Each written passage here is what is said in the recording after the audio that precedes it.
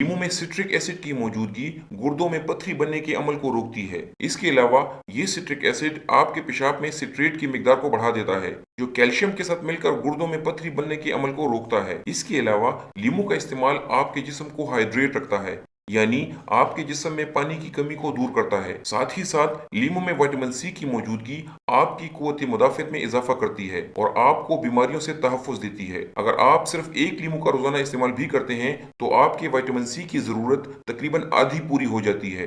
नींबू के फ़वाइद से भरपूर इस्तेफादा करने के लिए इसके इस्तेमाल का सबसे बेहतरीन तरीका ये है कि सुबह उठकर खाली पेट एक गिलास नीम गर्म पानी में एक नींबू निचोड़कर इस पानी को पी लिया जाए। ऐसा करने से आपकी तमाम सेहत इंप्रूव होने के साथ साथ आपके गुर्दों की कारकर्दगी बेहतर होती है और गुर्दों की सफाई होती है।